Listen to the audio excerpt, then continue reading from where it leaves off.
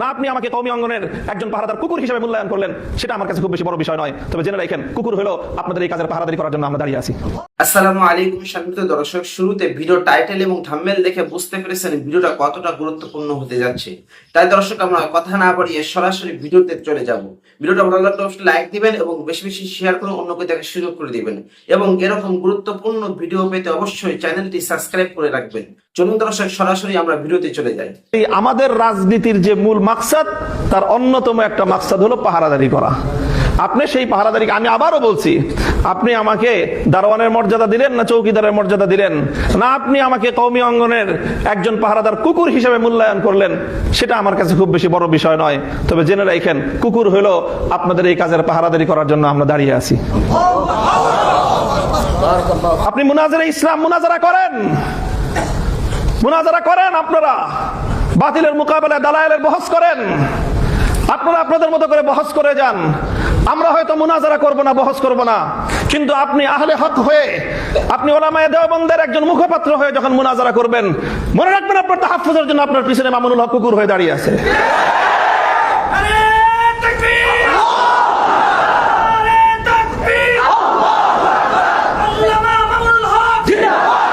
এটা হলো আমাদের রাজনীতি, এটা হলো আমাদের রাজনীতির খুব নিগুড় রহস্য, মৌলিক কথা। কাজেই আমাকে এই রাজনীতি করতে হলে, আমাকে লড়াই করতে হলে, আমাকে কখনো সরকারের বিরুদ্ধে লড়তে হয়, কখনো আমাকে আন্তর্জাতিক শক্তির বিরুদ্ধে লড়তে হয়। কাজেই আমাকে আমার রাজপথের একটা শক্তি নিয়ে আমাকে ময়দানে টিকে থাকতে হবে। যদি আপনার পাহারাদার যদি বাড়ির গেটে না থাকে, ঘরের ভিতরে আপনি মূল্যবান সোনাদানা নিয়ে, অনেক মূল্যবান জীবনযাপন নিয়ে, আপনি আপনার পরিবার পরিজন নিয়ে, আপনি আপনার কলিজার টুকরা সন্তানদেরকে নিয়ে আপনি ঘরের মধ্যে নিরাপদ থাকতে পারবেন না। হয়তো আপনার পরিবারের ভিতরে যারা আছেন, ঘরের ভিতরে আপনারা যারা আছেন, তাদের তুলনায় আপনার পাহারাদারের মূল্য অনেক কম হতে পারে, কুকুরটার মূল্য অনেক কম হতে পারে, কিন্তু মনে রাখেন, ওই বাড়িতে দরজায় যদি কুকুরটা না থাকে, ঘরের ভিতরে আপনি নিরাপদ থাকতে পারবেন না। আমাদেরকে আঘাত করেন না, আমাদেরকে দুর্বল করে দিয়েন না, নিরাপদ থাকতে পারবেন না ভিতরে আপনারা। আমি তো বললাম, আজকে দাঁড়ান, কে আছেন এই দাওয়াতুল মুসলিম গায়রুল মুসলিমিনের মধ্যে দায়ীদের পিছনে দাঁড়িয়ে রাষ্ট্রের বিরুদ্ধে লড়াই করার জন্য হিম্মত নিয়ে মাঠে নামবেন? কে আছেন? আসেন, আমরা আসবো। আমি ঘোষণা দিয়ে যাচ্ছি আপনাদের কাছে, এটা নিয়ে যদি সামনে আমাদেরকে আরো বড় কোনো পদক্ষেপ নিতে হয়, যদি সরকারের বিরুদ্ধে এটার জন্য রুখে দাঁড়াতে হয়, আমরা রুখে দাঁড়াবো ইনশাআল্লাহ। কাজে আমাদেরকে দুর্বল করে দিলে আখেরে আমরা সবাই ক্ষতিগ্রস্ত হব। আমার আখেরি কথা, মুহতারাম হাজিরিন, দেখেন, এখন একটা রাজনৈতিক বড় ধরনের একটা ইস্যু আছে এখন রাজনীতির। আমাদের বাংলাদেশে, আমাদের এই উপমহাদেশের 250 বছর, 1753 সাল থেকে বা 1757 সাল থেকে আজ 2026 সাল, প্রায় 350 বছরের রাজনীতি। আমাদের আকাবের ওলামায়ে কেরামের ত্যাগ, কোরবানি, নজরানা, জিহাদ, অনেক রক্ত, অনেক জীবন, এই অনেক কিছুর বিনিময়ে আমাদের বড়দের একটা বড় অর্জন ছিল, সেই অর্জন হলো 1947 সালে মুসলমানদের জন্য আলাদা ভূখণ্ড অর্জন। এমন একটা ভূখণ্ড, যে ভূখণ্ডে ইসলামী নিজাম হবে, নিজামে ইসলাম, শরিয়াতে ইসলাম বাস্তবায়ন হবে। এই অঙ্গীকারের ভিত্তিতে 1947 সালে মুসলমানদের জন্য আলাদা একটা রাষ্ট্রের অভ্যুদয়। এটা হলো আমাদের 350 বছরের আমাদের পূর্বসূরি আকাবের ওলামায়ে কেরামের রাজনৈতিক সর্ববৃহৎ অর্জন। এটা আমার পর্যবেক্ষণ, অন্য কেউ দ্বিমত করতে পারেন। সেই 47-এর বিষয় নিয়ে আমাদের মহান দুই আকাবিরের মধ্যে নজরিয়াতি ইখতিলাফ ছিল। হযরত মাদানী রহমতুল্লাহ আলাইহি তখন ভারতবর্ষ জুড়ে মুসলমানদের নিরাপত্তার স্বার্থে তিনি ওইভাবে দেশটার বিভক্তি চান নাই, এই কথা সব আমরা জানি।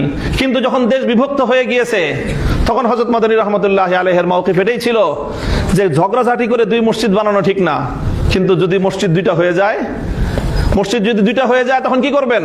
দোনো মসজিদকে আবাদ করা, দোনো মসজিদের মধ্যে নামাজ কায়েম রাখা, এটাই হলো মুসলমানদের দায়িত্ব। হযরত মাদানী রাহমাতুল্লাহর কথা এটাই ছিল 47-এর পরে।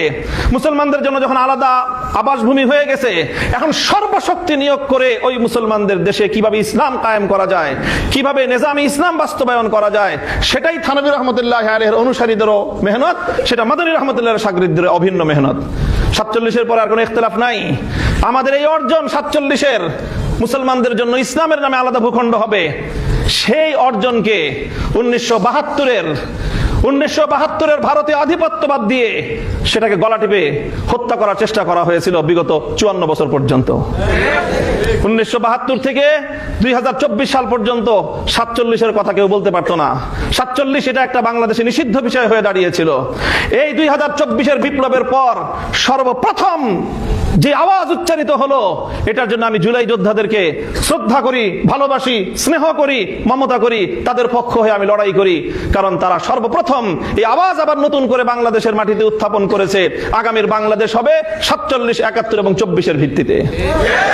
এখন আমাদের রাজনীতি, যারা নিজেদেরকে শাব্বির আহমদ ওসমানী রহমতুল্লাহ আলাইহির সন্তান মনে করো, যারা নিজেদেরকে জাফর আহমদ ওসমানী রহমতুল্লাহ আলাইহির সন্তান মনে করো, যারা ইতিহাস পড়ো যে তোমাদের 47 সালে স্বাধীনতার পতাকা ইংরেজদেরকে বিতাড়িত করে শাব্বির আহমদ ওসমানী উত্তোলন করেছিলেন, যারা শাব্বির আহমদ ওসমানী রহমতুল্লাহ আলাইহির ফাতহুল মুলহিম পড়ে ইলম অর্জন করো, যারা জাফর আহমদ ওসমানী রহমতুল্লাহ আলাইহির ইলাউস সুনান পড়ে গায়রে মুকাল্লিদিনদের বিরুদ্ধে বহস করো, তোমাদের জানা উচিত যে এই ওসমানী রাহিমাহুমাল্লাহর সেই আমানত, সেই ইসলাম এবং মুসলমানদের ভিত্তিতে আবার দেশ গড়ার নতুন দিনের মুয়াজ্জিনরা আযান দিচ্ছে, নতুন বেলাল আযান দিচ্ছে।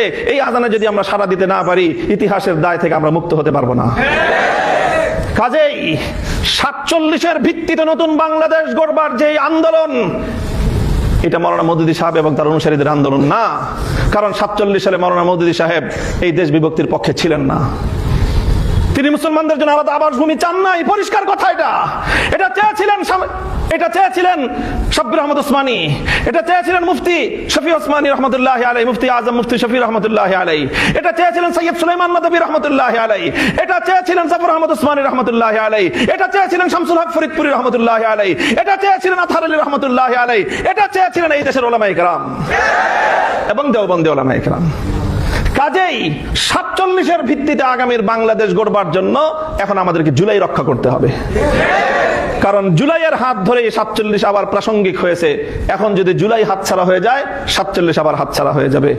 কাজেই হে আমার কওমের সন্তানেরা, আমি তোমাদেরকে বলতে চাই, ডাক দিয়ে যাই, আমাদের পূর্বপুরুষরা, আর আমার একটু বেশি আবেগ এই জন্য, কারণ শাব্বির আহমদ ওসমানী, জাফর আহমদ ওসমানী তারা দুজন আমার সরাসরি দাদা ওস্তাদ। শাইখুল হাদিস রহমতুল্লাহ আলাইহির বুখারীর 2জন ওস্তাদ, একজন জাফর আহমদ ওসমানী রহমতুল্লাহ আলাইহি, আরেকজন শাব্বির আহমদ ওসমানী রহমতুল্লাহ আলাইহি।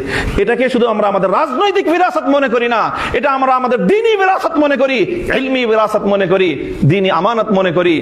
এই বাংলাদেশের মাটিতে আবার নতুন করে এইভাবে 47-এর চেতনার ভিত্তিতে দিল্লির গোলামীর জিঞ্জির ছিন্ন করে ইসলাম এবং মুসলিম জাতিসত্তার ভিত্তিতে নতুন দেশ গড়বার এই আওয়াজ যেটা উঠেছে, এই আওয়াজকে পূর্ণতা পর্যন্ত পৌঁছে দেওয়া, এটাই হলো আমাদের রাজনীতি।